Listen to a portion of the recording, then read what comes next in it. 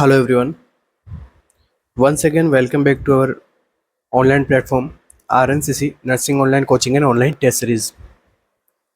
तो जैसा कि आप सभी को पता है, कंटिन्यू क्लासेस चल रही है अपनी SGPJ के एग्जाम से रिलेटेड, ठीक है। और जो भी अपकमिंग एग्जाम है RML, ठीक है, और अपकमिंग एग्जाम से और भी आ रहे हैं, तो उनके लिए भी कंटिन्यू अपने MCQ सेशन रहेंगे। तो आज का जो अपना सेशन है वो स्पेशली टारगेट है किसके लिए, SGPJ के लिए, जो सबसे नियर बाई एग्जाम अपना वही है। तो उसके जो प्रीवियस ईयर पेपर हम क्या कर रहे हैं यहाँ पे सॉल्व कर रहे हैं, ठीक है। प्लस यहाँ पे कुछ MCQs जो है आपको देखने को मिलेंगे, ठीक है। जैसे प्रीवियस ईयर MCQ से कुछ टॉपिक्स है स्पेशली, उन टॉपिक से जो है हो सकता है कि आपको वापस से रिपीटेड MCQ मिले, सेम MCQ नहीं तो उस टॉपिक से मिल सकते हैं। तो जैसे हम MCQ सोल्व करेंगे आपको आइडिया हो जाएगा कि हाँ, आपको एक बार के लिए कौन कौन से टॉपिक का रफली रिवीजन कर लेना है, ठीक है। एक बार से रिवीजन कर लो आप, एक बार जो है देख लीजिए एक बार कि भाई क्या है, तो आइडिया हो जाएगा आप सभी को, ठीक है। तो शुरू करते हैं आज के अपना सेशन को, ठीक है। प्रीवियस ईयर MCQ हम सोल्व कर रहे हैं SGPJ से रिलेटेड, और साथ साथ जो भी स्टूडेंट जैसे नोट सेट वगैरह की भी प्रिपरेशन कर रहे हैं उनके लिए भी ये क्लास इंपॉर्टेंट है, ठीक है। तो क्योंकि PYQ सोल्व कर रहे हैं, PYQ अपने आप में जो क्या है कि इंपॉर्टेंट है, ठीक है। किसी भी एग्जाम के अंदर PYQ वापस से रिपीट हो सकते हैं। तो स्टार्ट करते हैं अपना सेशन। MCQ है अपना,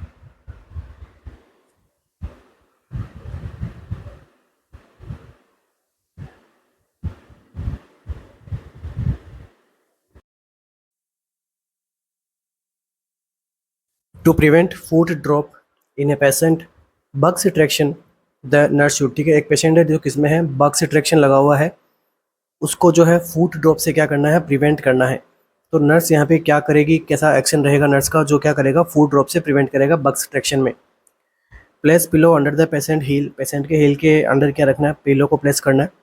टक the sheets into the foot of the bed, teach the patient isometric exercise, या फिर एंश्योर प्रॉपर बॉडी पोस्चरिंग।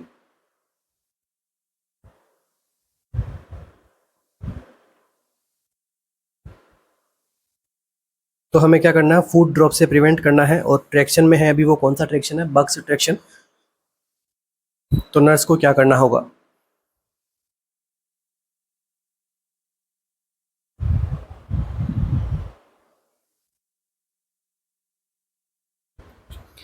तो सबसे पहले देखिए बग्स ट्रैक्शन जो है कहाँ पे यूज होता है,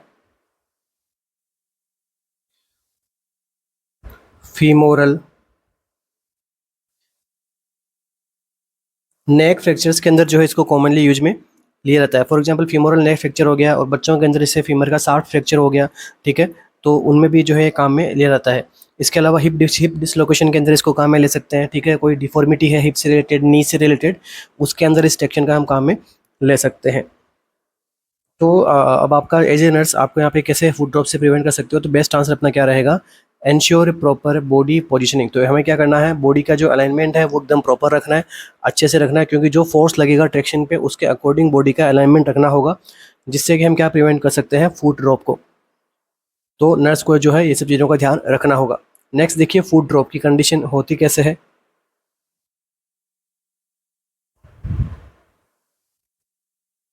तो इसमें एक नर्व जो है उसका इन्वॉल्वमेंट होता है फूड ड्रॉप में। आंसर क्या रहेगा अपना, डीप पेरोनियल नर्व,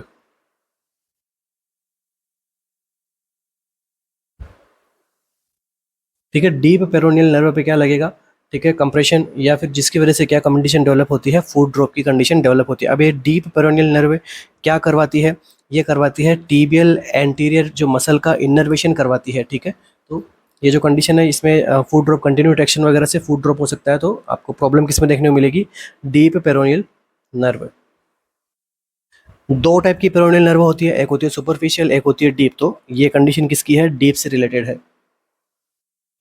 तो फूड ड्रॉप होने के बाद में पर्सन क्या नहीं कर पाएगा, तो देखिए after foot drop person inability to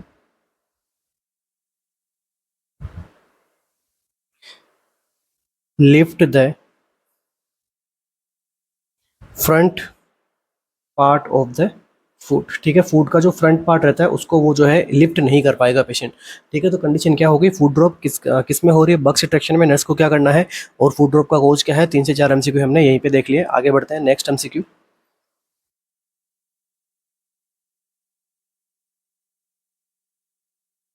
Using the rule of 9, the nurse determined the percentage of body burn on a patient with both arms burn to be, ठीक है, अगर दोनों दोनों आर्म्स जो है वो बर्न हो गई है तो यहाँ पर जो हम कितना रूल ऑफ 9 से हम कितना इसको परसेंटेज देंगे, 9%, 36%, 18% या फिर 1%। तो देखिए हेड और नेक को कितना परसेंट देते हैं, हेड और नेक को हम कितना परसेंट देते हैं, 9%। ट्रंक को कितना देंगे, एंटीरियर साइड की ट्रंक को कितना देंगे, 18%। पोस्टीरियर साइड की ट्रंक को कितना देते हैं, 18%। आर्म्स मतलब ईच आर्म को हमने कितना दिया, 9%। इसके बाद में जेनाइटेलिया कितना देते हैं, जेनाइटेलिया को 1%। और लास्ट में होता है लेग्स, ठीक है, तो ईच लेग्स को कितना यहाँ पे प्रोवाइड करेंगे, 18%। तो ये टोटल अपना हो जाता है। अब उसके अंदर से आपको पूछा गया है कि आर्म्स को कितना देना है, तो आर्म्स को कितना देना है, ईच आर्म 9 हो गया, तो बोथ आर्म यहाँ पे क्या हुई है, इंक्लूड हुई है, तो बोथ आर्म्स का कितना हो जाएगा answer, 18%। So option number C is the right answer in this MCQ. Next आगे बढ़ते हैं। तो ये टोटल कितना हो जाएगा, देखिए हेड का हो गया 9%, ये हो गया आपका 36%। ईच आर्म है तो मतलब एक का 9 तो दो का कितना हो गया, ठीक है, 18%। ये हो गया 1%, और इसका एक लेग का 18% है तो दो का ये भी कितना हो जाएगा, 36। तो 9 प्लस 36 प्लस 18 प्लस 1 प्लस 36 से कितना हो जाएगा, ये हो जाएगा 100%। अब 100% में से आपको आर्म्स का कितना देना है ये हम आराम से निकाल सकते हैं। After 48 hour successfully fluid resuscitation of a burn victim can be evaluated by, ठीक है, आफ्टर 48 आवर मतलब बर्न हुआ था उसके बाद में अभी 48 आवर्स हो चुके हैं हमें फ्लूइड रिससिटेशन करते हुए, तो अभी हमें जो है उसका इवैल्यूएशन कैसे करेंगे कि जो ये फ्लूइड का रिससिटेशन जो है वो सक्सेसफुल हुआ है। तो कैसे हम इसे इवैल्यूएट करेंगे, वेट से, यूरिन आउटपुट से, यूरिन स्पेसिफिक ग्रेविटी से, या फिर पेरिफेरल परफ्यूजन से।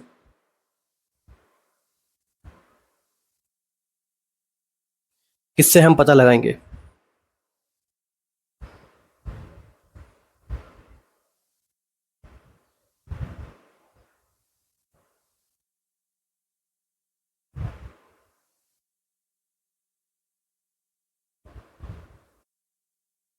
तो देखिए ड्यूरिंग बर्न हमें जो है मेजर 3 स्टेजेस हमें देखने को मिलती है, फिर मैं कहूँ 3 फेज हमें देखने को मिलती है। फर्स्ट वन जो फेज होती है वो होती है इमरजेंट फेज। सेकेंड वन जो फेज है वो है acute phase. And third one जो फेज है वो है रिहेबिलिटेशन फेज। तो ये 3 फेजेज जो है बर्न पेशेंट में देखने को मिलती है हमें। तो इमरजेंट फेज है ये कब देखने को मिलती है, बर्न से लेके 48 आवर्स तक जो है कौन सी फेज चलती है, इमरजेंट फेज। तो ये मतलब आफ्टर इंजरी बर्न से लेके 48 आवर्स तक चलती है। इस कंडीशन में क्या होता है, पेशेंट को हम क्या करते हैं, फ्लूइड प्रोवाइड करते हैं, ठीक है, इमरजेंट फेज के अंदर। और इसी फेज को हम क्या कह सकते हैं, रिससिटेशन फेज।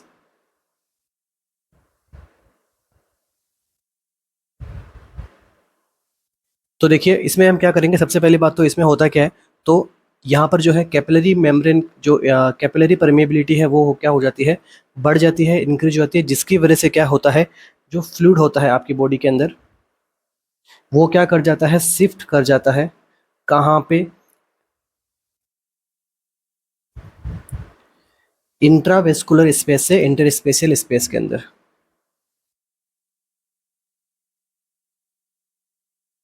इंट्रावेस्कुलर स्पेस से कहाँ चला जाएगा, इंटरस्पेशियल स्पेस के अंदर। अब जब इंट्रावेस्कुलरली फ्लूइड यहाँ पे कमी हो जाएगी तो पर्सन को क्या देखने को मिलेगा, hypovolemic shock.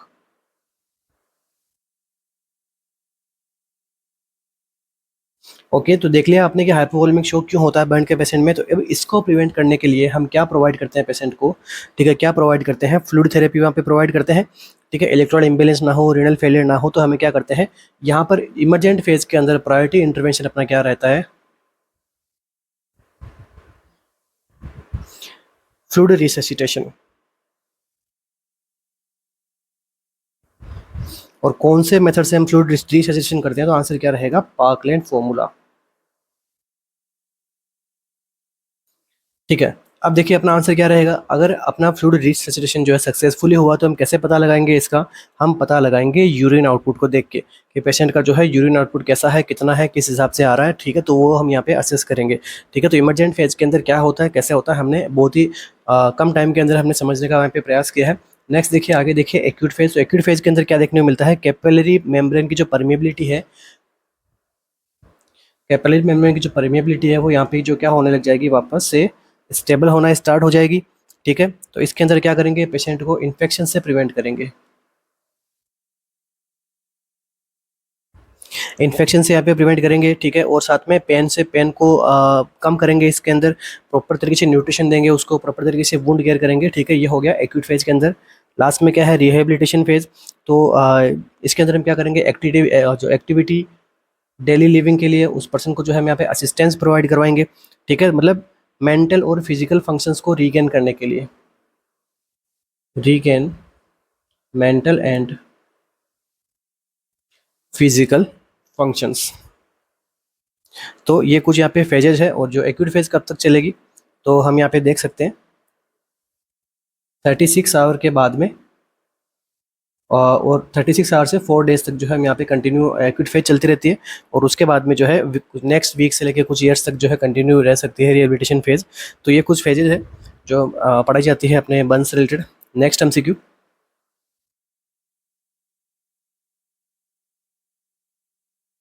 N end stage renal failure, end stage AIDS patient, okay, an end stage AIDS patient require continuous suctioning. ठीक है, उसको क्या है यहाँ पे सक्शनिंग देना है उसको। When performing this task the nurse correct to wear. अब देखो एंड स्टेज एड्स पेशेंट है, उसको क्या करना है, सक्शनिंग करना है उसको। तो नर्स यहाँ पे क्या वियर करेगी, ठीक है, ए mask and I protection, sterile gloves and I protection, A mask and sterile gloves, या फिर ए mask, I protection and sterile gloves. तो देखिए यहाँ पर जो है नर्स कैसे अपना यहाँ पे जो है बचाव करेगी, या फिर नर्स को यहाँ पे क्या जो है प्रॉपर तरीके से वियर करना होगा। तो देखिए यहाँ पे आंसर क्या करेक्ट रहेगा, ऑप्शन नंबर डी। उसको मास्क पहनना पड़ेगा प्रॉपर आई प्रोटेक्शन करने के लिए, उसको आई शील्ड लगानी पड़ेगी, या फिर जो आई ग्लासेस वगैरह जो है, ठीक है, वो यहाँ पे रखने होंगे। इसके अलावा और क्या करेगी, स्टेराइल ग्लोव्स का यहाँ पे यूज में लेगी वो। ठीक है, तो ये सब चीज़ें जो है ध्यान में रखना है, ताकि प्रोटेक्शन क्या करेगी, आई गोगल्स लगा सकते हैं। ठीक है, आईज को क्या करे प्रोटेक्शन के लिए, क्योंकि ड्यूरिंग सेक्शनिंग यहाँ पे जो है स्प्लैशेज हो सकते हैं, इसलिए। Next MCQ, the nurse is assign to care for a group of patient. अब नर्स यहाँ पे क्या कर रही है, कुछ ग्रुप ऑफ पेशेंट को यहाँ पे असाइन कर रही है, केयर असाइन कर रही है। On review of patient, on review of the patient medical record. अब यहाँ पे पेशेंट का मेडिकल रिकॉर्ड का जब वो रिव्यू कर रही है, the nurse determine that which patient is at high risk for fluid volume excess. अब इनमें से कौन सा पेशेंट है जिसको यहाँ पे रिस्क रहेगी फ्लूइड वॉल्यूम एक्सेस होने की। The patient with renal failure, the patient with ileostomy, the patient on diuretics, या फिर the patient on GI suctioning. क्या पूछा गया है, हाई रिस्क कौन सा पेशेंट है जिसके अंदर फ्लूइड वॉल्यूम एक्सेस होगा।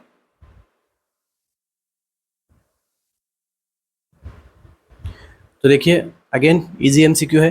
ठीक है, तो देखो ये जो आपका अपकमिंग एग्जाम्स है, इसके अंदर जो है इजी एमसीक्यू देखने को मिलेंगे, बट थियरी में से आपको ज़्यादातर पूछने को मिलेंगे।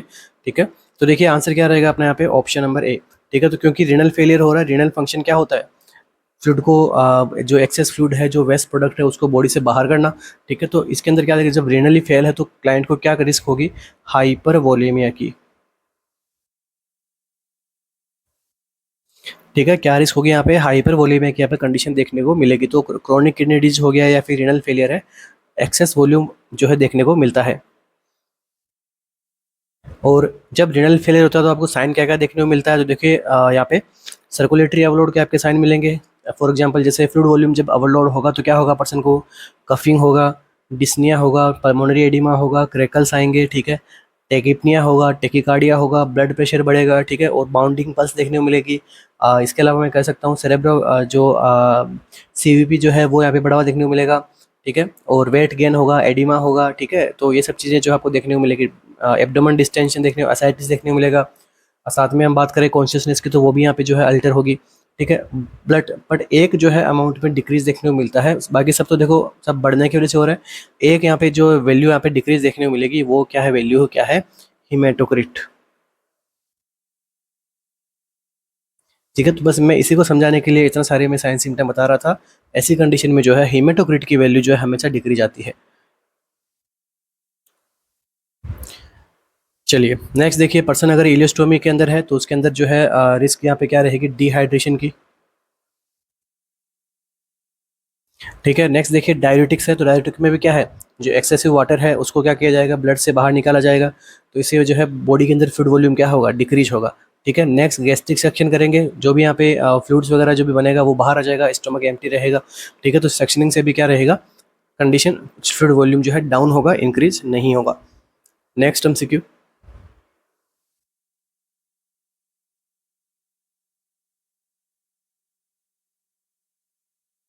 a nurse review a patient electrolyte lab report and find potassium level is 3.2 मिलीक्यूलेंट पर लीटर।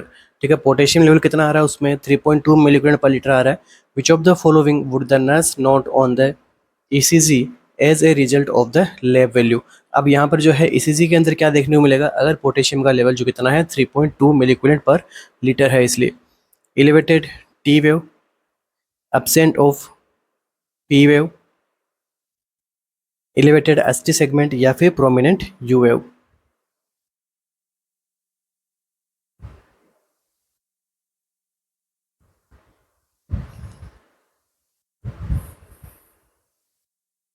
तो हाइपोकेलेमिया के अंदर क्या क्या है आपको चीज़ें देखने को मिलेगी, देखिए 3.2 है, तो 3.2 के अंदर क्या है, हाइपोकेलेमिया हो रहा है। तो हाइपोकेलेमिया के अंदर कौन सी ईसीजी देखने को मिलेगी, तो देखिए हाइपोकेलेमिया है, ठीक है 3.5 तो हाइपोकेलेमिया, जब पोटेशियम डिफिशिट होगा, इलेक्ट्रोलाइट इम्बैलेंस होगा, तो ये एक प्रकार से क्या है, सब अपने आप में क्या है, लाइफ थ्रेटनिंग कंडीशन बन जाती है। अब जब हम यहाँ पे इसकी ईसीजी करवाएंगे तो इसमें क्या क्या देखने को मिलेगा आपको, सबसे पहले आपको क्या देखने को मिलेगा यहाँ पे, ठीक है, एसटी सेगमेंट में डिप्रेशन। नेक्स्ट क्या देखने को मिलेगा, प्रोमिनेंट यू वेव। तो अपना आंसर क्या रहेगा यहाँ पे, option number D is the right answer. ठीक है, देखो ये जो इलेक्ट्रोलाइट इम्बैलेंस की वजह से ईसीजी के अंदर चेंज रहते हैं, ये कॉमन एमसीक्यूज रहते हैं हर एग्जाम के अंदर, तो देखने को मिलते हैं। आप सभी इसकी प्रिपरेशन जरूर कीजिएगा। इसके अलावा जो है एब्सेंट पी वेव देखने को मिलेगा।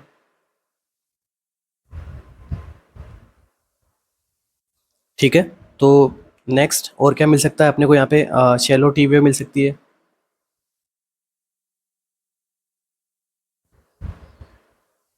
तो ये सब चीज़ें हमें देखने को मिलेगी हाइपोकेलेमिया के अंदर। हाइपरकेलेमिया में क्या मिलेगा, यहाँ पर क्या है देखो, प्रोमिनेंट यू वेव है। ठीक है, तो इसके अलावा हाइपोकेलेमिया में देखिए जो यहाँ पे शेलो टी वेव बन रहा था हाइपो में, तो हाइपर में क्या मिलेगा, टोल टी वेव। ठीक है, हाइपरकेलेमिया में क्या मिलेगा आपको, टोल टी वेव मिलेगा। ठीक है, पीआर इंटरवल कैसा मिलेगा, प्रोलॉन्ग मिलेगा। ठीक है, क्यूआरएस कॉम्प्लेक्स कैसा मिलेगा, वाइड मिलेगा। तो ये सब चीज़ें जो है आपको देखनी है और लर्न भी करनी है इनको। नेक्स्ट हम सीखियो अपना,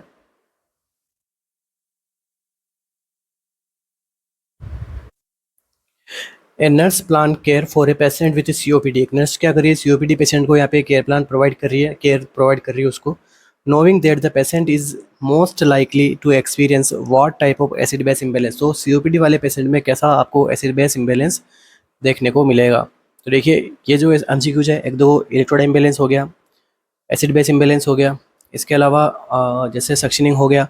ठीक है, फंडामेंटल के कुछ टॉपिक्स हैं जो मोस्ट एग्जाम में देखने को मिलते ही हैं, कुछ प्रोसीजर्स में से पूछ लेंगे। ठीक है, इसके अलावा जैसे कुछ ड्रग्स रिलेटेड पूछ लेंगे, कुछ इंपॉर्टेंट ड्रग्स है जैसे लिथियम हो गया, डिजोक्सिन हो गया, मैग्नीशियम सल्फेट हो गया, तो इनके बारे में जो है पूछते रहते हैं एग्जाम के अंदर। तो एक एमसीक्यू, एक दो एमसीक्यू आपको इन टॉपिक्स में से फॉर श्योर देखने को मिलने चाहिए। देखिए अब जब सीओपीडी की कंडीशन है, तो एक सीओपीडी के अंदर मेन यहाँ पे क्या देखने को मिलता है, यहाँ पे जो CO2 का जो यहाँ पे एक्यूमुलेशन देखने को मिलता है। ठीक है, COPD chronic obstructive pulmonary disease. ठीक है, तो यहाँ पर क्या देखने को मिलेगा, ठीक है, ड्यू टू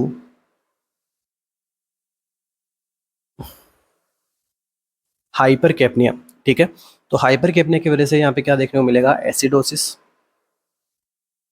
और कंडीशन किसकी है, रेस्पिरेटरी कंडीशन है, तो आंसर अपना क्या रहेगा, रेस्पिरेटरी एसिडोसिस अपना क्या रहेगा, करेक्ट आंसर रहेगा। तो एसिडोसिस जो है यहाँ पे और ज़्यादा वर्स हो सकता है, जिसकी वजह से जो है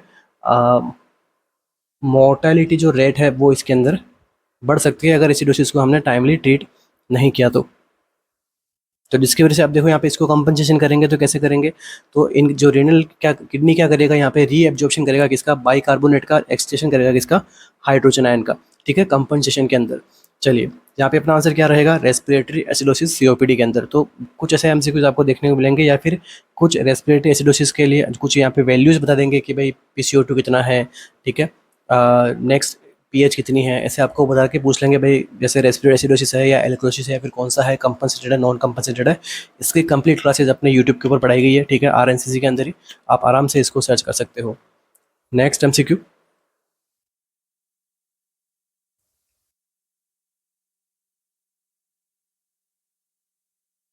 the most common cause of exudative retinal detachment is, ठीक है, मोस्ट कॉमन कॉज क्या है एक्सुडेटिव रेटिनल डिटैचमेंट का, diabetic mellitus, brain tumour, degenerative changes in the retina या फिर ट्रॉमा। मोस्ट कॉमन कॉज क्या है एक्सुडेटिव रेटिनल डिटैचमेंट का।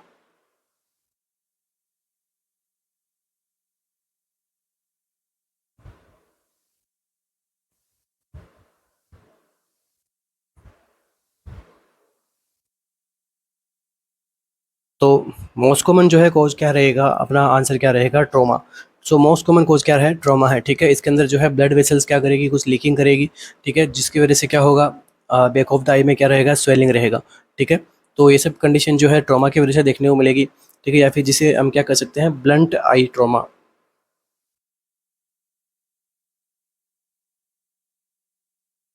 तो रेटिनल डिटेचमेंट के अंदर क्या होता है, आई के अंदर क्या देखने को मिलते हैं आपको, फ्लोटर्स देखने को मिलते हैं। तो ये कोज क्या है, किसके हो सकते हैं, रेटिनल डिटैचमेंट के, ठीक है, फ्लोटर्स हो सकता है, लॉस ऑफ विजन्स हो सकता है, फ्लैशेज ऑफ लाइट देखने को मिल सकते हैं। तो ये सारे सिम्टम्स जो है डेवलप हो सकते हैं। Next MCQ,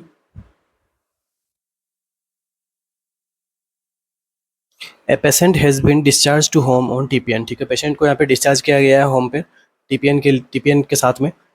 With each visit, a home nurse will look for which of the following parameters most closely in monitor this therapy। अब यहाँ पे कौन से पैरामीटर को यहाँ पे नर्स को क्या करना होगा, क्लोजली मॉनिटर करना होगा regarding this therapy. Serum molecular blood glucose level को और वेट को, टेम्परेचर एंड बीपी को, पल्स एंड वेट को, या फिर पल्स एंड बीपी को। तो यहाँ पे नर्स को यहाँ पे क्या मॉनिटर करना होगा, टीपीएन चल रहा है तो क्या क्या चीज़ें ध्यान रखनी होगी।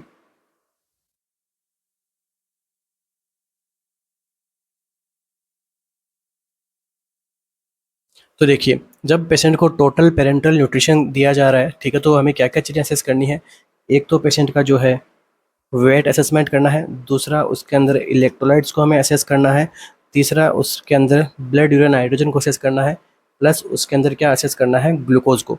तो आंसर क्या रहेगा यहाँ पे, option number A is the right answer, ठीक है। तो यहाँ पे क्या करना होगा, ठीक है, प्लाज्मा ग्लूकोज लेवल को भी मॉनिटर करना है, सीरम इलेक्ट्रोलाइट करवाना है, वे असेसमेंट करना है, और बीजीवन को भी क्या करना है, हमें मॉनिटर करना है।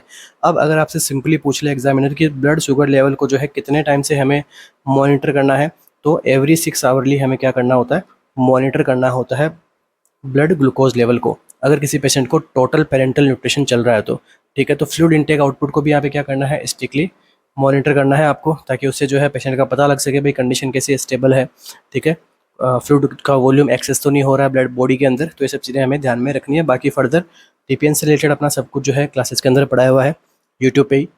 नेक्स्ट आगे बढ़ते हैं अपन।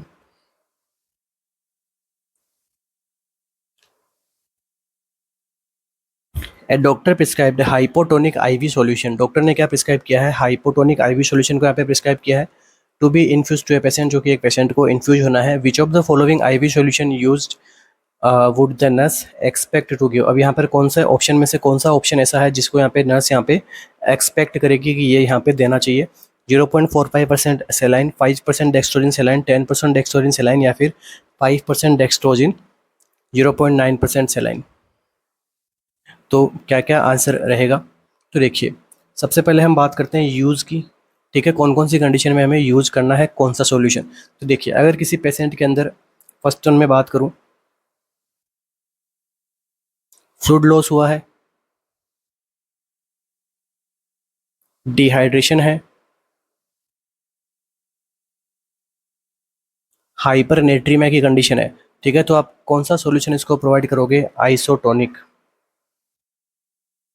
ठीक है, आइसोटोनिक सॉल्यूशन को हमें इसको प्रोवाइड करवाना है। ठीक है, और किसी पेशेंट को क्या है, शॉक है, ब्लड ट्रांसफ्यूजन हुआ है जस्ट अभी, ठीक है, रिससिटेशन करना है, ठीक है, डायबिटिक कीटोएसिडोसिस है, ठीक है, तो उसको क्या प्रोवाइड करना है, आइसोटोनिक सॉल्यूशन प्रोवाइड करना है। 0.9% सोडियम क्लोराइड हो सकता है, ठीक है, तो ये उसको क्या करना है, प्रोवाइड करना है। अगर कोई पेशेंट बर्न के केसेस के अंदर है, उसमें भी क्या करना है, आइसोटोनिक प्रोवाइड करना है। बट बर्न के केसेस में कौन सा प्रोवाइड करोगे, तो रिंग आरएल प्रोवाइड करोगे।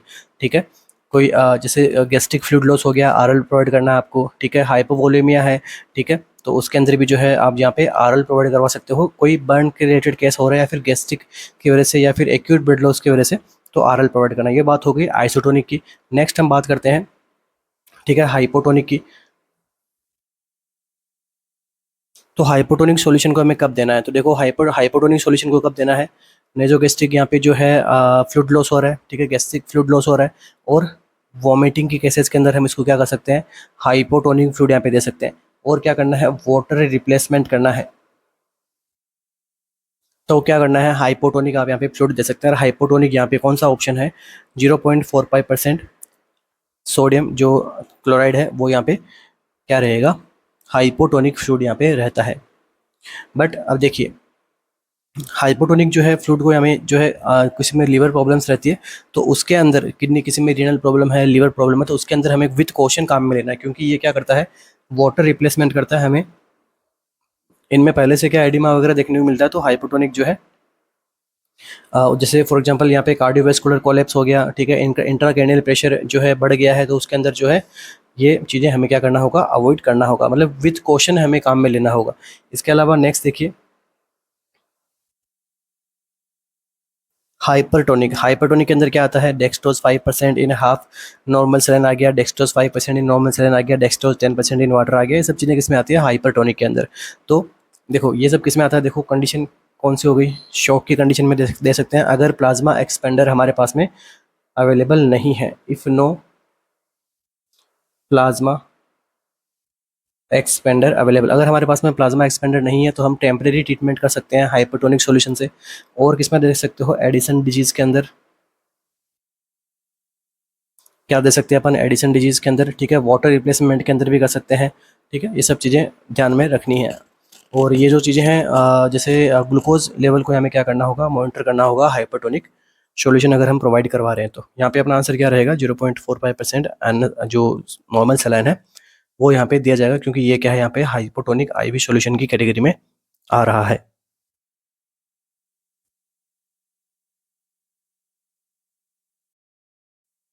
ओके, आगे बढ़ने से पहले आप सभी के लिए एक छोटी सी इन्फॉर्मेशन।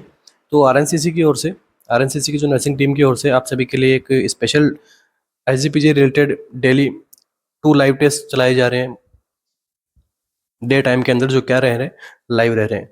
ठीक है, तो इन्हें जो आप यहाँ पे अपने आरएनसीसी के ऑफिशियल ऐप से आप क्या कर सकते हो, इनको आप एग्जाम को दे सकते हैं आफ्टर एनरोलेशन।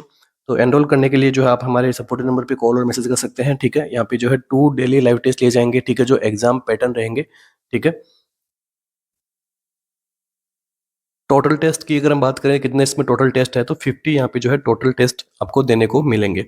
और लाइव टेस्ट दिए हुए तो मल्टीपल अटेम्प्ट यहाँ पे कर सकते हैं, ऐसे नहीं कि भाई किसी का लाइव टेस्ट रह गया तो वो बाद में नहीं दे पाएगा, तो आराम से मल्टीपल अटेम्प्ट यहाँ पे आराम से टेस्ट दे सकते हैं।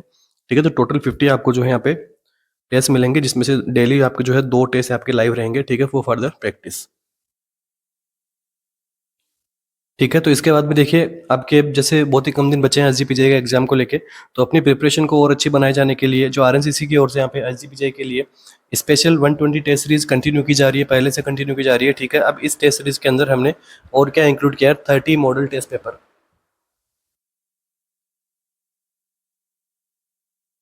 ओके, तो यहाँ पर जो है 30 मॉडल टेस्ट पेपर जो यहाँ पे बनाया गया है। ठीक है, सभी टेस्ट जो है यहाँ पे जो है मल्टीपल अटेम्प्ट कर सकते हो। ठीक है, ऐसे नहीं कि जो है आप यहाँ पे एक टेस्ट हो गया फिर आप वापस से उसको अटेम्प्ट नहीं कर सकते, मल्टीपल अटेम्प्ट कर सकते हैं। ठीक है, इसी के साथ में इसमें क्या मिलेंगे, इन टेस्ट में आपको इन टेस्ट में मिलेंगे आपको 100 एमसीक्यूज मिलेंगे, लाइव टेस्ट रहेंगे ये इसके अंदर भी। और जो है अकॉर्डिंग टू एग्जाम पैटर्न आपको देखने को मिलेंगे 60+40 का यहाँ पे जो है आपको IGPJ आरएमएल लखनऊ के अंदर आपको जैसे देखने को मिलेगा। ठीक है, और यहाँ पे आफ्टर लाइव टेस्ट जो है मल्टीपल अटेम्प्ट्स आप यहाँ पे दे सकते हैं। ठीक है, लाइव टेस्ट एक बार हो गया, आप वहाँ पे नहीं दे पाए तो उसके बाद आप मल्टीपल अटेम्प्ट्स यहाँ पे दे सकते हैं। और ये जो 120 टेस्ट है इसके अंदर आपको 80 आपको क्या देखने को मिलेंगे, लाइव मॉडल टेस्ट पेपर देखने को मिलेंगे। उसके बाद में 40 जो है सब्जेक्ट टॉपिक बेस्ड टेस्ट आपको यहाँ पे देखने को मिलेंगे। आपको जो है नीचे आपको लिंक आपको मिल जाएगा, उस लिंक से भी आप डाउनलोड कर सकते हैं या फिर नीचे दिए गए सपोर्टिव नंबर पर आप मैसेज करके लिंक मंगवा सकते हैं। ठीक है, और जानकारी के लिए फर्दर आप हमारे दिए गए सपोर्टिव नंबर पे कॉल और मैसेज कर सकते हैं। नेक्स्ट आगे बढ़ते हैं।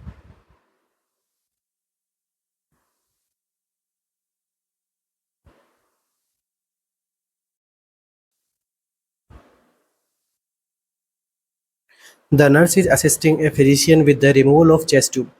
नर्स क्या कर रही है, असिस्ट कर रही है फिजिशियन को, क्या करना है, चेस्ट ट्यूब को रिमूव करना है। The nurse must appropriately instruct the patient. तो अब यहाँ पे नर्स जो है अप्रोप्रिएटली क्या इंस्ट्रक्शन प्रोवाइड करेगी पेशेंट को। स्टे वेरी स्टिल, आपको एकदम स्टिल रहना है। ठीक है, इनहेल एंड एक्सेल क्विकली, आपको इनहेलेशन और एक्सेलेशन आपको क्विकली फास्ट करना है। Exhale the tube is pulled out, जब ट्यूब जो है पुल्ड आउट हो रही है तब आपको एक्सेल करना है, या फिर परफॉर्म वाल्सल्वा मैन्यूअर। ठीक है, चेस्ट ट्यूब रिमूव कर रहे हैं, ये बात ध्यान में रखना। ठीक है, नेजोगेस्टिक ट्यूब वगैरह का कुछ नहीं बोला है, आपको सिंपल बोला है चेस्ट ट्यूब को रिमूव रखना है।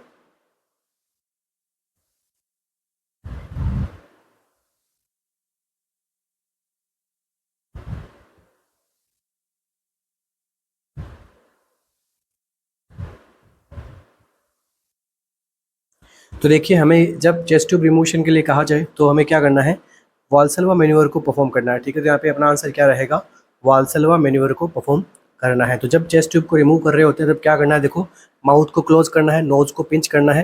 ठीक है, और एयर को आउट करने की कोशिश करनी है। ठीक है, तो वैसे एयर आउट होगी नहीं क्यों, माउथ बंद रहेगा। ठीक है, नोज को हम पिंच कर लेंगे, बट ऐसा इंटरनली क्या करना है, प्रेशर बिल्ड करना है। तो ये क्या होता है, वाल्सल्वा मैन्यूअर। Next MCQ.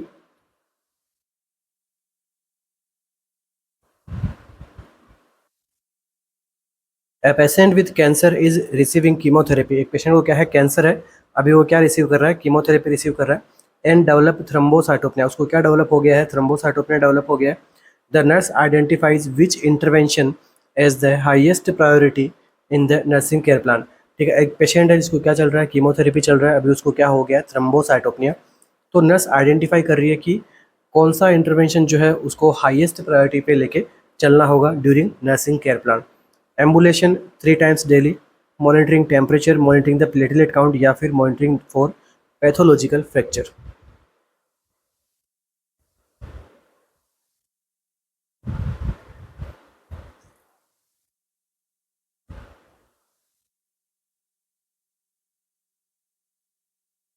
क्या आंसर रहेगा यहाँ पे, तो थ्रोम्बोसाइटोपेनिया में नर्स जो है क्या मॉनिटर करेगी। देखिए, आंसर क्या रहेगा, मॉनिटर द प्लेटलेट काउंट। देखो इजी इजी एमसीक्यूज आपको पूछे गए थे एग्जाम में, तो मॉनिटर करना है प्लेटलेट के काउंट को। प्लेटलेट क्या करता है, सबसे पहले तो प्लेटलेट कैसी होती है, कलरलेस ब्लड सेल होती है जो क्या करती है, हेल्प ब्लड टू क्लॉट। ठीक है, प्लेटलेट क्या करती है, ब्लीडिंग को स्टॉप करती है। ठीक है, यहाँ पे जो है प्लग फॉर्मेशन करती है वेसल इंजरी के अंदर। ठीक है, तो इसलिए जो है आपको रूटीन मॉनिटर करना होगा प्लेटलेट काउंट को, जब पेशेंट यहाँ पे क्या ले रहा है, कीमोथेरेपी ले रहा है। ठीक है, और थ्रोम्बोसाइटोपेनिया का आप कैसे ट्रीट कर सकते हो, जो वास्ट प्लेटलेट होती है उसके ट्रांसफ्यूजन से।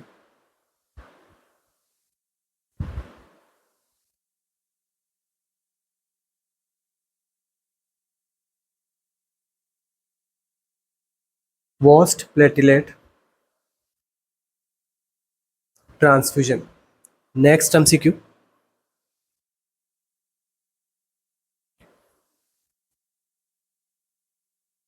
A nurse is caring for a patient with a type 1 diabetic mellitus.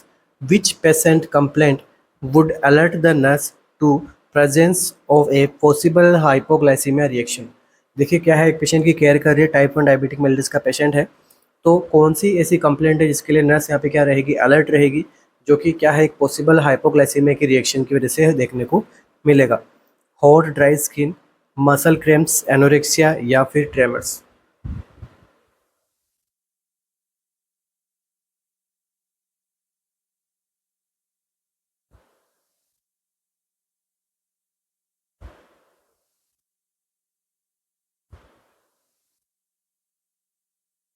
तो देखिए यहाँ पे जो है आंसर क्या रहेगा, देखो जब हाइपोग्लाइसीमिया होता है तो बॉडी में क्या डेवलप होता है, तो हाइपोग्लाइसीमिया होगा तो आपका जो है ऑटोनोमिक नर्वस सिस्टम रिलेटेड क्या आएंगे, सिम्टम्स आते हैं।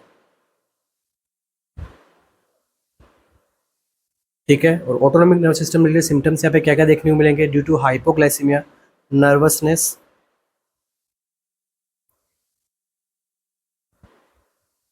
Irritability, tremors. ठीक है, तो अपना आंसर क्या रहेगा यहाँ पे, tremors. Option number 4 is the right answer, क्योंकि ट्रेमर्स जो है हाइपोग्लाइसीमिया की कंडीशन में आपको देखने को मिलेगा। इसके अलावा देखिए एनोरेक्सिया, ये अगर पूछ लेते हैं आपसे कि ये कब देखने को मिलेगा, तो ये मिलेगा आपको पॉसिबल हाइपरग्लाइसीमिया के अंदर। तो अगर यहाँ पे आपको हाइपरग्लाइसीमिया से रिलेटेड एमसीक्यू पूछ लिया जाता तो वहाँ पे क्या देखने को मिलता, एनोरेक्सिया। नेक्स्ट एमसीक्यू,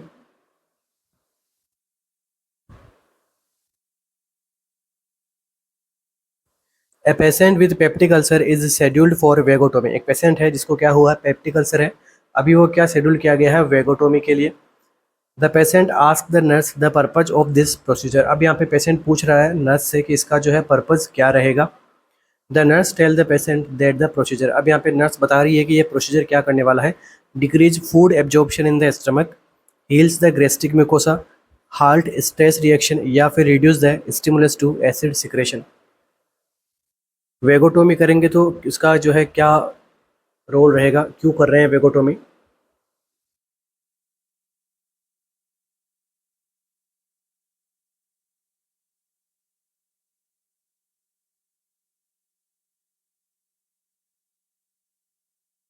तो देखिए वेगोटोमी इसलिए करते हैं, इससे क्या होगा, रिड्यूस करने को मिलेगा क्या, स्टिमुलेशन ऑफ गैस्ट्रिक सिक्रेशन, या फिर एसिड सिक्रेशन का स्टिमुलेशन को हम क्या कर सकते हैं, डिक्रीज कर सकते हैं। ठीक है, इसलिए जो है यहाँ पे वेगोटोमी यहाँ पे जो है की जा रही है पेप्टिक अल्सर के अंदर। नेक्स्ट एमसीक्यू, तो वेगोटोमी क्या होती है, वेगोटोमी क्या होती है कि जो वेगस नर्व की ब्रांचेज होती है, ब्रांचेज ऑफ वेगस नर्व है, ठीक है, उसके अंदर क्या किया जाता है, उनको कट किया जाता है, उनमें जो है, ठीक है, जिसकी वजह से क्या होगा, जो गैस्ट्रिक एसिड के सिक्रेशन को स्टिमुलस मिल रहा था वेगस नर्व की वजह से, वो क्या होगा, डिक्रीज होगा। तो गैस्ट्रिक सिक्रेशन यहाँ पे जो है कम रहेगा, पेप्टिक अल्सर को जो है यहाँ पे ट्रीटमेंट के लिए हेल्प मिलेगी। Next MCQ,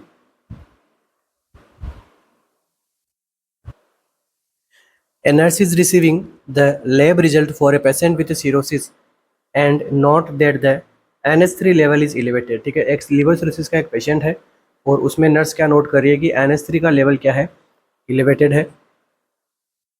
which of the following diet would the nurse anticipate would most likely be prescribe for this patient. अब यहाँ पे कौन सी डाइट जो है नर्स क्या करेगी, एंटिसिपेट करेगी कि इस पेशेंट को जो है प्रिस्क्रिप्शन होना चाहिए, हाई CHO, मॉडरेट फैट, लो प्रोटीन, या फिर हाई प्रोटीन।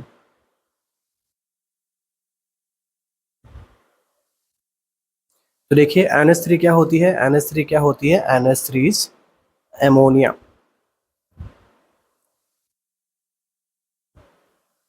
तो अमोनिया का लेवल अगर यहाँ पे जो है देखने को मिल रहा है ब्लड में, वो एलिवेटेड है, तो कैसी डाइट जो है यहाँ पे पेशेंट को दी जाएगी।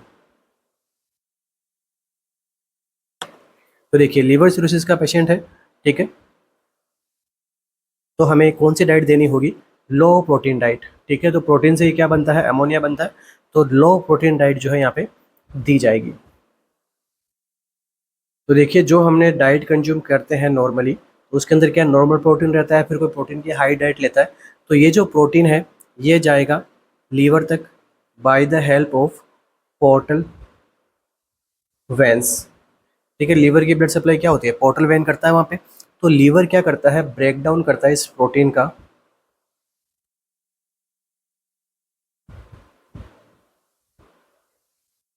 और क्या प्रोड्यूस होता है, अमोनिया। तो अमोनिया ऑलरेडी यहाँ पे एलिवेटेड है, तो कैसी डाइट देनी होगी यहाँ पे, लो प्रोटीन डाइट आपको जो है यहाँ पे देनी होगी। और अमोनिया जो है फर्दर क्या रिलीज, क्या सिंथेसिस करवाएगा, यूरिया को सिंथेसिस कराएगा, जिससे ज़्यादा यूरिया बढ़ेगा। ठीक है, अमोनिया बढ़ेगा तो क्या होगा, ब्लड ब्रेन बैरियर को क्रॉस करेगा, ठीक है, ब्रेन में इफेक्ट करेगा। ठीक है, तो क्या देखने को मिलेगा आपको, हिपेटिक एंसेफेलोपैथी वाले साइन सिम्टम्स आपको देखने को मिलते हैं। नेक्स्ट एमसीक्यू,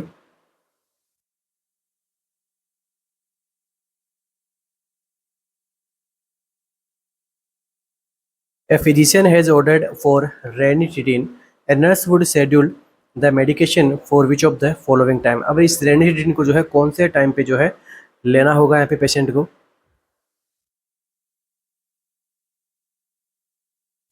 ठीक है, रेनिटिडिन को जो है कौन से टाइम पे लेना चाहिए। तो देखिए रेनिटिडिन जो है कब लेना है आपको, तो before breakfast, after lunch, with supper, या फिर एट बेड टाइम। तो देखिए ये क्या है, ओवर द काउंटर ड्रग होती है, ओवर द काउंटर ड्रग होती है रेनिटिडिन। ठीक है, इसको जो है आपको ओरली लेना होता है। ठीक है, अब ये क्या करती है, हार्ट बर्न को प्रिवेंट करती है और एसिड इन डाइजेशन को भी क्या करती है, प्रिवेंट करती है। तो बेस्ट टाइम कब रहता है, तो 30 to 60 minute before eating food. तो ठीक है, तो क्या आंसर रहेगा, बिफोर ब्रेकफास्ट यहाँ पे जो है अच्छा आंसर है। ठीक है, before breakfast, after lunch, with super, या फिर एट बेड टाइम, इसका कोई रोल नहीं है। बाकी rest of 3 option are distractors. Correct answer क्या रहेगा, बिफोर ब्रेकफास्ट। तो मैकेनिज्म एक्शन क्या है इसका, क्या काम करती है, तो ये क्या करती है, H2 ब्लॉकर होती है।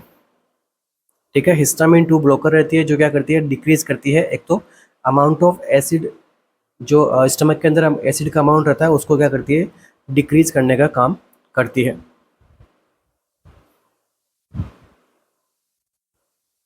नेक्स्ट एमसीक्यू,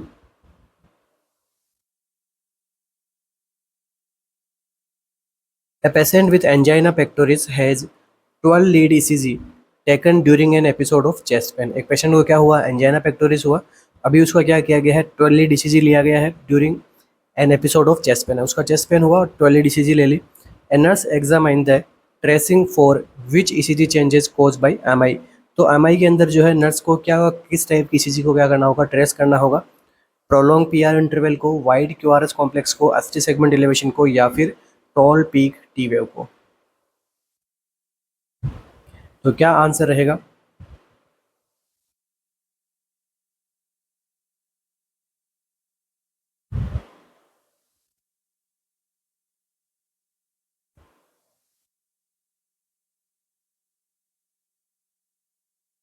तो देखिए एंजाइना पेक्टोरिस की कंडीशन के अंदर, और अगर वो चेस्ट पेन हो रहा है पेशेंट को, ठीक है, साथ में एक आपको अगर लग रहा है कि पेशेंट को MI भी है, तो इस कंडीशन में कैसे आपको ECG फाइंडिंग मिलेगी, आंसर क्या रहेगा, ST सेगमेंट इलेवेशन। देखिए दो टाइप का MI होता है, ST सेगमेंट इलेवेशन और ST सेगमेंट डिप्रेशन। तो यहाँ पे आपको जो है क्वेश्चन में दिया गया क्या है, ऑप्शन में क्या दिया गया है, ST segment elevation. Right answer भी क्या रहेगा आपका, वही रहेगा। तो मायोकार्डियल इन्फेक्शन के अंदर क्या देखने को मिलता है आपको, ठीक है, क्या देखने को मिलता है आपको, इस्केमिया। ठीक है, प्रॉपर तरीके से सप्लाई नहीं होगी तो क्या हो जाएगा, इस्केमिया हो जाएगा। तो जो कुछ यहाँ पे शुरुआती कुछ घंटों में या फिर कुछ दिन स्टार्टिंग के कुछ डे में जो MI के कुछ डेज होते हैं, उसके अंदर अगर आप ECG करवाते हैं तो आपको कैसी चीज़ मिलती है, एक तो पीक T वेव देखने को मिलेगा। ठीक है, जिसे अपन क्या कहते हैं, हाइपर एक्यूट T वेव। ठीक है, उसके पहले क्या देखने को मिलेगा, ST एलिवेशन भी देखने को मिलेगा। ठीक है, इसके अलावा बाद में कुछ डेज के बाद में क्या देखने को मिलेगा, negative T wave, and finally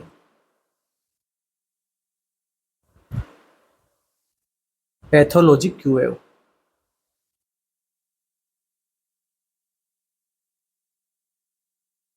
तो पैथोलॉजी Q वेव कब देखने को मिलती है, MI के केसेस के अंदर। तो देखो T वेव को यहाँ पे रिलायबल क्यों नहीं माना है, क्योंकि स्टार्टिंग के अंदर T वेव हाई रहती है, बट लेटर ये क्या रहती है, नेगेटिव T वेव देखने को मिलती है, या फिर मैं कहूँ T वेव का जो है डिप्रेशन देखने को मिल जाता है। ठीक है, इसलिए जो है बेस्ट अपना क्या रहता है आंसर, ST सेगमेंट का इलेवेशन देखने को मिलता है। ठीक है, तो ये रहेगा आपका इस MCQ का आंसर, क्योंकि नर्स को क्या करना होगा, एग्जामाइन करना होगा या फिर ट्रेस करना होगा ऐसे इसी चेंजेस को जो क्या सजेस्ट करते हैं MI को। तो prolong PR interval, wide QRS complex, ST segment elevation और टॉल पीक T वेव से बेस्ट अपना जो आंसर रहेगा वो क्या रहेगा, ST segment elevation. Next MCQ,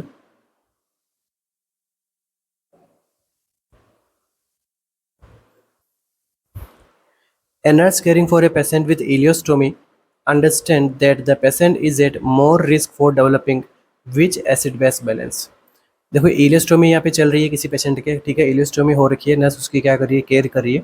तो नर्स को ये अंडरस्टैंड करना होगा कि इस केस के अंदर पेशेंट को यहाँ पे सबसे ज़्यादा रिस्क जो है किसकी होगी, रेस्पिरेटरी एसिडोसिस की, रेस्पिरेटरी एल्कलोसिस की, मेटाबॉलिक एसिडोसिस और मेटाबॉलिक एल्कलोसिस की।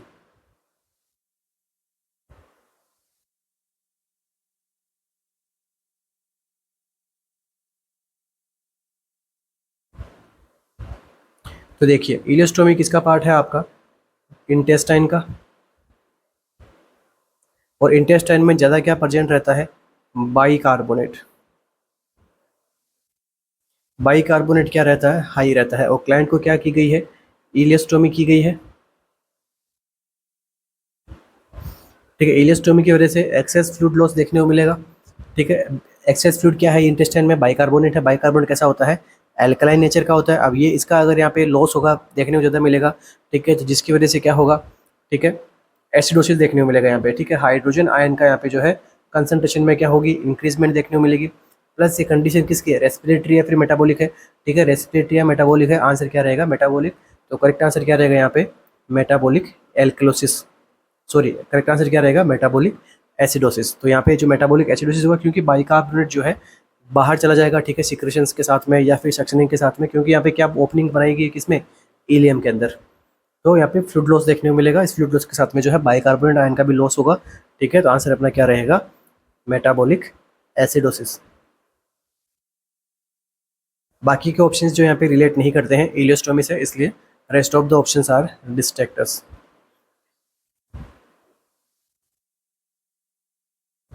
ठीक है, तो देखो किसी प्रकार का एंटेरिक ड्रेनेज किया जा रहा है ट्यूब्स के साथ में, इलियोस्टोमी हुई है, डायरिया हुआ है, इनमें क्या देखने को मिलता है आपको, metabolic acidosis. Next further MCQ अपना,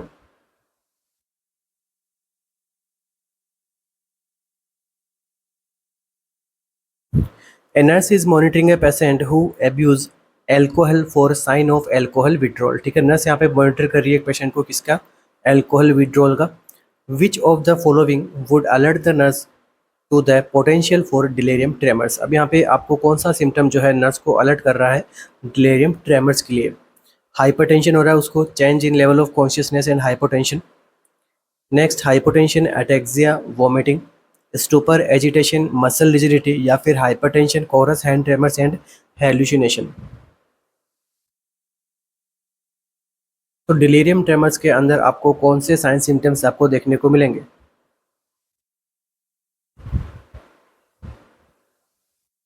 तो देखिए जब डिलीरियम ट्रेमर्स होता है तो क्या होता है पेशेंट को,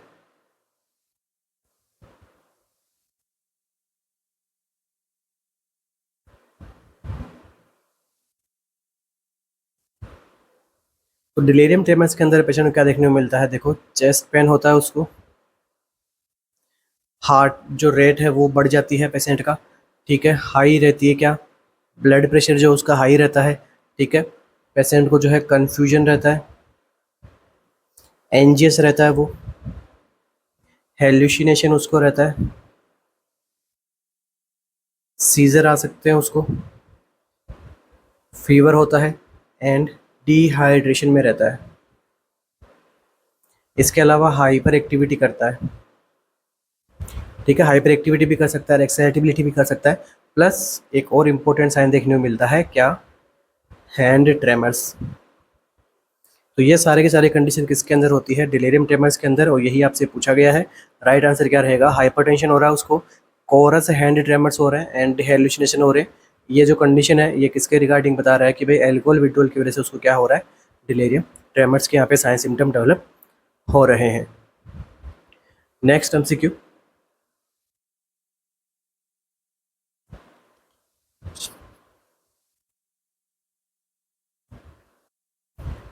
पाइजेट theory of cognitive development include which stage. तो पाइजेट थ्योरी ऑफ जो कॉग्निटिव डेवलपमेंट की जो स्टेज है वो क्या इंक्लूड करेगी, कौन से स्टेज को इंक्लूड करती है,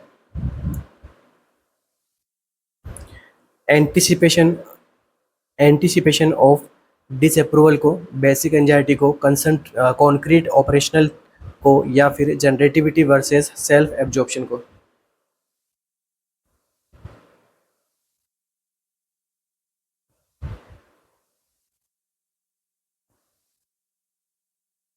तो देखिए जो पाइजेट की थ्योरी है वो किसके ऊपर बेसिस है, कॉग्निटिव डेवलपमेंट के ऊपर बेसिस है। तो ठीक है, एमसीक्यू के अंदर क्या बन गया आपका, एमसीक्यू बन चुका है। ठीक है, अब ये जो है कौन सी स्टेज को इंक्लूड करती है, anticipation of disapproval, basic anxiety को, कॉन्क्रीट ऑपरेशनल को, या फिर जनरेटिविटी वर्सेस सेल्फ एब्जॉर्प्शन को। तो देखिए पाइजेट जो थ्योरी है, ठीक है, जीन पाइजेट जो थ्योरी है किसके लिए, कॉग्निटिव डेवलपमेंट के लिए। इन्होंने जो है 4 स्टेजेस बताई थी अपनी। फर्स्ट स्टेज कौन सी है, सेंसरी मोटर। सेकंड स्टेज कौन सी है, प्री ऑपरेशनल। थर्ड स्टेज कौन सी है, concrete operational. And fourth stage कौन सी है, फॉर्मल ऑपरेशनल। तो आंसर अपना क्या रहेगा, concrete operational is the correct answer. अब देखिए ये नेक्स्ट यहाँ से एमसीक्यू क्या पूछते हैं कि कौन सी एज में क्या होती है। तो सेंसरी मोटर कब देखने को मिलती है, 0 to 2 ईयर ओल्ड में। प्री ऑपरेशनल कब देखने को मिलती है, 2 to 7 ईयर्स की एज में। कॉन्क्रीट ऑपरेशनल कब देखने को मिलती है, 7 to 11 ईयर्स की एज में। एंड ये जो है कब देखने को मिलती है, मोर देन 11 ईयर्स की एज में क्या मिलता है, फॉर्मल ऑपरेशनल स्टेज देखने को मिलती है। ओके, तो ये कुछ स्टेजेस हैं पाइजेट थ्योरी के अकॉर्डिंग, कॉग्निटिव डेवलपमेंट कैसे होता है किसी एक पर्सन का, वो यहाँ पर जो है बताई गई है। नेक्स्ट एमसीक्यू,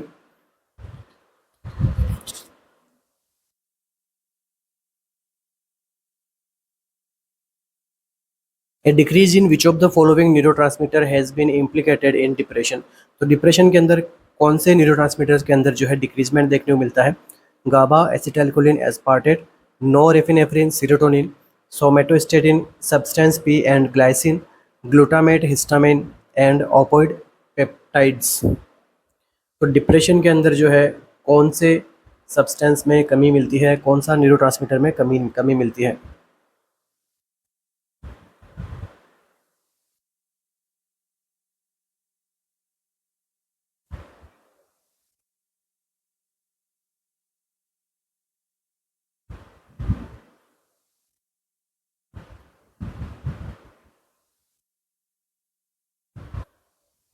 तो देखिए कुछ न्यूरोट्रांसमीटर्स होते हैं और कुछ इनसे रिलेटेड डिजीज कंडीशन। तो यहाँ पे मैं लिखता हूँ न्यूरोट्रांसमीटर और इस साइड में हम लिखेंगे उनसे होने वाली disease condition.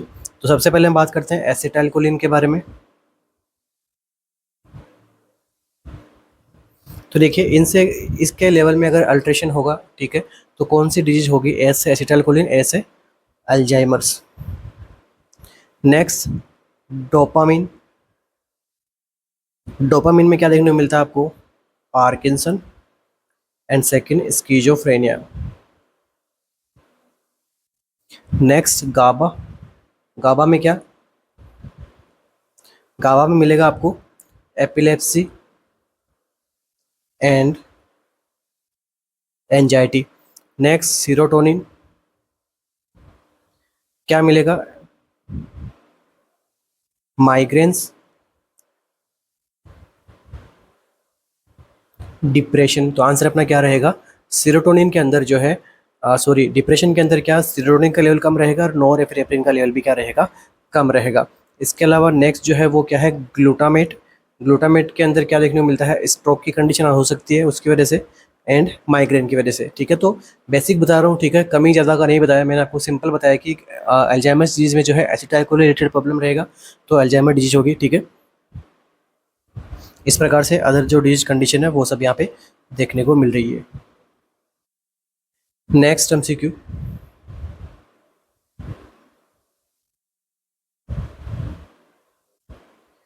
Which of the following is not the sign of digoxin toxicity. कौन सा ऑप्शन यहाँ पे जो है डिजॉक्सिन टॉक्सिसिटी में उसका जो है टॉक्सिसिटी का साइन नहीं है, विजुअल डिस्टर्बेंस, एनोरेक्सिया, नोजिया या फिर हाइपरग्लाइसीमिया।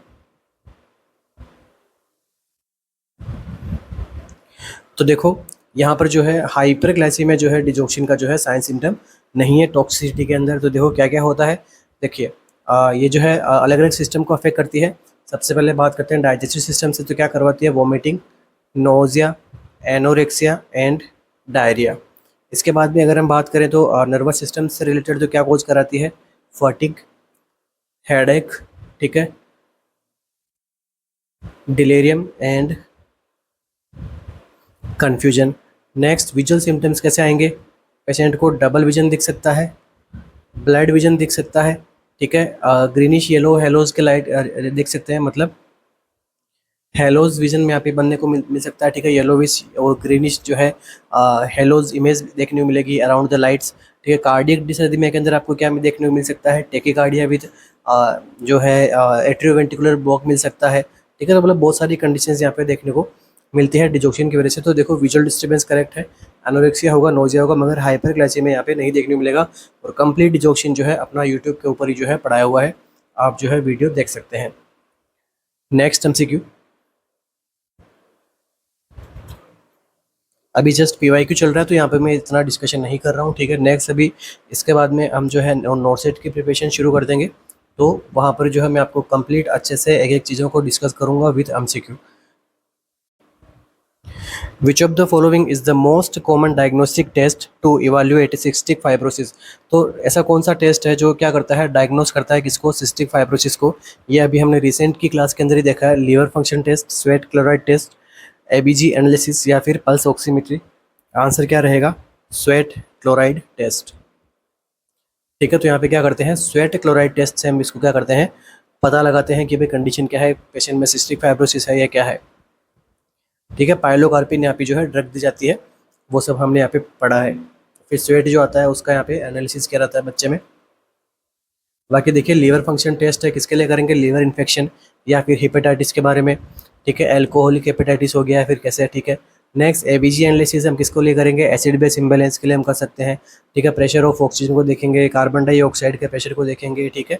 तो ऑक्सीजन के स्टेटस को, ये सब चीज़ों को देखने के लिए, रेस्पिरेटरी फेलियर को देखने के लिए एबीजी एनालिसिस करेंगे। पल्स ऑक्सीमेट्री क्या करेंगे? ऑक्सीजन के सेचुरेशन को, लेवल को देखेंगे। तो यहाँ पे अपना अगर हमें नहीं भी पता होता सिस्टिक फाइब्रोसिस में क्या है, फिर भी अगर हम बाकी ऑप्शंस को देख लेते हैं तो भी हम आराम से अपना आंसर गेस कर सकते हैं। नेक्स्ट एमसीक्यू,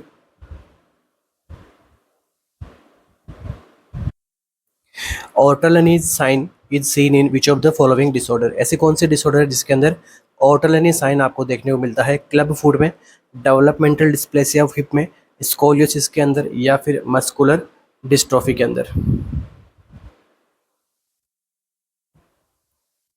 ऑर्टोलनी साइन जो है कहाँ पे देखने को मिलता है?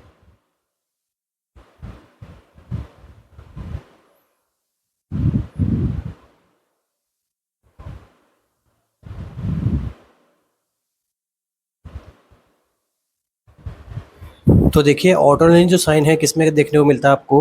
डेवलपमेंटल डिस्प्लेसिया ऑफ हिप के लिए, ठीक है। तो डेवलपमेंटल डिस्प्लेसिया ऑफ हिप में क्या मिलेगा? ऑटोलोनी साइन। इसके अलावा एक और साइन आपको देखने को मिलता है, उस साइन का क्या नाम है? बार्लोस साइन। ये भी जो है कहाँ पे देखने को मिलता है? डेवलपमेंटल डिस्प्लेसिया ऑफ हिप वाली कैटेगरी के अंदर। तो बार्लोस साइन के अंदर हम क्या करते हैं, ठीक है, हिप का हम क्या करते हैं या फिर हम थाई को क्या करते हैं? एडक्ट। और ऑटोलोनी साइन के अंदर क्या करते हैं? एबडक्ट करते हैं, ठीक है। हमें देखते हैं कि भाई उसका जो हिप है उसका जो है कैसा जो है डिस्प्लेसिया हो रहा है या फिर कुछ क्या कंडीशन हो रही है, वो हम यहाँ पे असेस करते हैं, ठीक है। तो ऑटोलोनी साइन के अंदर हम क्या करते हैं? एबडक्ट करते हैं। और बार्टोलोनी साइन के अंदर हम क्या करते हैं? एडक्ट करते हैं, ठीक है। ये दोनों यहाँ इसके अंदर जो है मेजर डिफरेंशन है। सबसे पहले हिप को फ्लेक्स करेंगे, तो बार्लोनी के अंदर क्या करेंगे? एडक्ट। और ऑटोलोनी में हिप का फ्लेक्शन करने के बाद में उसको क्या करेंगे? एबडक्ट करेंगे। और कंडीशन क्या पता लगेगी हमें? डेवलपमेंटल डिस्प्लेसिया ऑफ हिप के बारे में पता लगेगा। Next MCQ, Bart Brett diet is Brett diet has been a mainstay treatment for, ठीक है। ब्रेट डाइट जो है किसके ट्रीटमेंट के लिए काम में ली जाती है? डायबिटीज़, एक्यूट डायरिया, अपेंडिसाइटिस या फिर chronic renal failure? BRAT diet को जो है किसके लिए काम में लेंगे हम? डायबिटीज़ के लिए, एक्यूट डायरिया के लिए, अपेंडिसाइटिस के लिए या फिर क्रोनिक रीनल फेलियर के लिए? तो देखिए ब्रेड डाइट क्या है? एक प्रकार से एक्रोनिम है। यहाँ पर बी से क्या है? बनाना।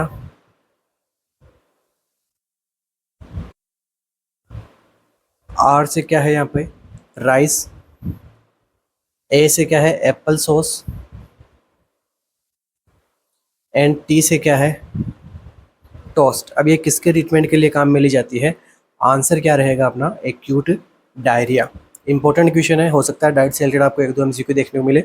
ऐसे हमने बहुत सारी डाइट के बारे में पढ़ा है, ठीक है, तो ये भी एक डाइट है, ठीक है। एक्यूट डायरिया के अंदर जो है कैसी हम ट्रीटमेंट काम में लेंगे?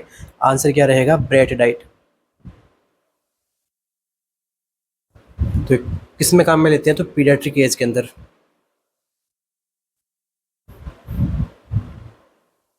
तो उनमें जो है कंडीशन कौन सी होती है? नोजिया, वोमिटिंग, डायरिया वाली कंडीशन के अंदर ये सब डाइट हम वहाँ पे काम में लेते हैं।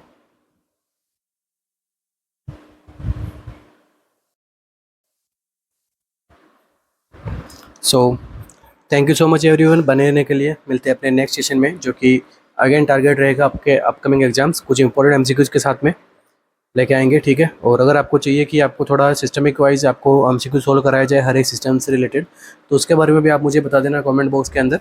और जैसा भी आपको कुछ यहाँ पे इम्प्रूवमेंट लगे कि हाँ मुझे थोड़ा पढ़ाने में ऐसा कुछ इम्प्रूवमेंट रखना है, तो वो भी आप मुझे सजेस्ट कर सकते हैं बिना कोई बेझिझक के, ठीक है। आराम से जैसा आपको कंफर्टेबल लगे वैसा आपके लिए जो है बेस्ट से बेस्ट यहाँ पे करने के लिए मैं कोशिश करूँगा। सो अगेन टेस्ट सीरीज़ के लिए रिमाइंडर है, जो भी अपनी टेस्ट सीरीज़ को यहाँ पे ज्वाइन करना चाहता है वो हमारे ऑफिशियल ऐप है, गूगल प्ले स्टोर पे आपको मिल जाएगा। वहाँ पे जब आप टाइप करोगे RNCC, वहाँ पे आ जाएगा एप्लीकेशन हमारा। तो वहाँ पर जो है अभी SGPI से रिलेटेड, RML से रिलेटेड जो है टेस्ट सीरीज रन की जा रही है। काफ़ी सारे बच्चों ने एनरोल किया। इसका फ़ायदा ये है कि आपको जो है काफ़ी सारे बच्चों के अंदर आपका जो है क्या होगा, एनालिसिस होगा, ठीक है। कहाँ पे आप स्टैंड कर रहे हो इन बच्चों के अंदर, वो जो है आपको, और रियल टाइम टेस्ट एक्सपीरियंस होगा, लाइव टेस्ट भी यहाँ पे उपलब्ध है। तो ऐसे आपका जो है काफ़ी बेनिफिट रहेगा टेस्ट सीरीज के साथ में। और डेली जो आपको यूट्यूब के ऊपर सेशंस तो अपने हो ही रहे हैं डेली के, उन्हें भी लेना है, टेस्ट सीरीज भी देना है, ठीक है। फॉर श्योर आपको इतना मोटिवेट हो जाओगे आप साथ में, क्योंकि आपका टॉपिक अच्छे से मैं कवर करवा दूंगा यहाँ पे। मोस्टली जो नहीं भी पढ़े होंगे आपको, वो भी मैं आपको यहाँ पे क्या करता रहूँगा, कवर अप करते जाऊँगा। आपका जो है सिलेबस अच्छे से कवर हो जाएगा, आपकी माइनस मार्किंग है वो भी आपकी कवर हो जाएगी टेस्ट सीरीज से। तो दोनों तरफ से आपका क्या है फ़ायदा है। बाकी के टाइम पे आपको क्या करना है, सेल्फ स्टडी करते हुए आगे बढ़ना है। So wish all the best, thank you so much बनने के लिए। मिलते हैं अपने नेक्स्ट सेशन में। Thank you.